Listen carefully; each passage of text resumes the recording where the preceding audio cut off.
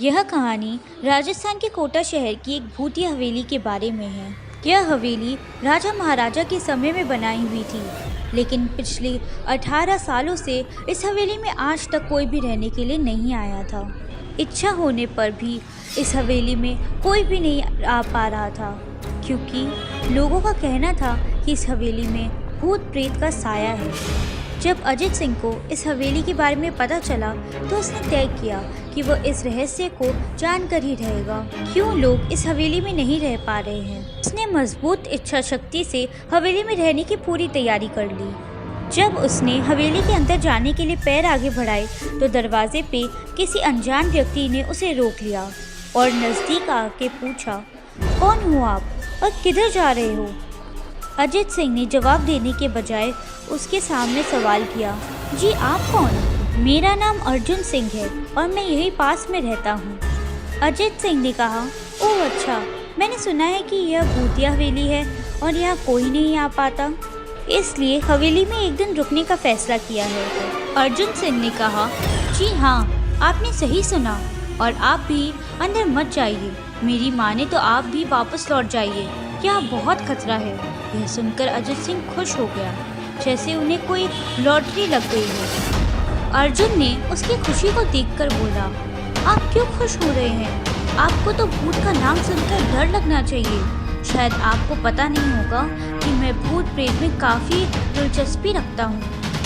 अगर इस हवेली में भूत है तो मैं अंदर ज़रूर जाऊँगा और सारी सच्चाई का पता भी लगाऊँगा। इतना कहकर अजित सिंह उस हवेली में चले गए। हवेली जाके अजित ने अपनी बैग को साइड में रखा और हवेली के चारों ओर देखने लगा। सारे रूम भी चेक कर लिए। बाद में ड्राइंग रूम में अब आके सोफे पर बैठ गया। वहीं अचानक उस रूम में लाइट का एक बल्ब चालू बंद होने लगा, लेकिन अजित ने उस पर ध्यान नहीं दिया।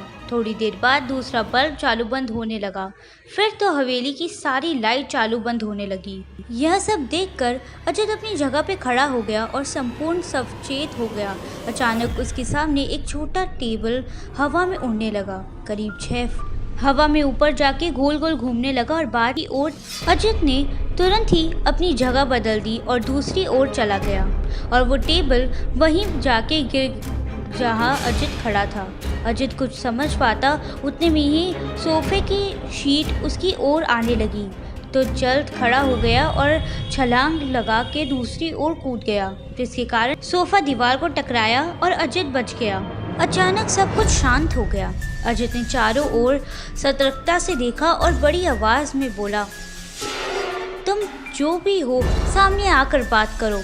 वहाँ एक बड़ी परछाई उसके सामने आई।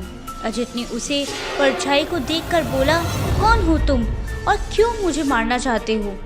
परछाई बोली, तुम्हारी भूल के कारण। अजित ने कहा, मेरी भूल? मैंने कौन सी भूल की है? परछाई बोला, इस हवेली में आने की भूल। मैं किसी को भी इस हवेली में खुश नहीं देख सकता। अजित बोला, लेकिन क्यों? वो परछाई ने जवाब दिया, आज से 18 साल पहले इस हवेली के मालिक ने मुझे यहीं पे मार डाला था। मेरी कोई गलती भी नहीं थी। इस कारण की वजह से मेरी आत्मा इस हवेली में भटकती रहती थी। मैं किसी को भी इस हवेली में नहीं रहने दूंगा, क्योंकि इस हवेली में मेरा खून हुआ था। इस हवेली में जो भी रहने के लिए आएगा उसकी मौत होगी। अजित ने कहा, मैं तुम्हें अपनी असली रूप में देखना चाहता हूँ। तुम्हें मारने से पहले मैं तुम्हारी इस इच्छा को ज़रूर पूरी करूँगा। और उस परछाई ने एक भयानक दरमियान रूप ले लिया।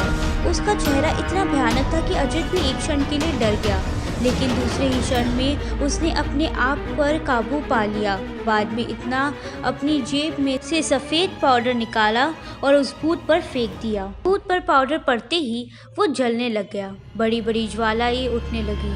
वो बहुत ज़ोर ज़ोर से चिल्लाने लगा और बाद में पूरी तरह से जल गया। इसके बाद अजित ने चैन से सांस लिया और वहीं पर सो गया। दूसरे दिन सुबह जब अजित को सही सलामत हवेली से बाहर आते देख अर्जुन को आश्चर्य हुआ। अर्जुन ने अजित से पूछा, तुम कैसे जिंदा हो? जब अजित ने अर्जुन को कल रात की घटना को पूरी तरीके से बताया और बोला, अब यह हवेली भूतिया नहीं रही।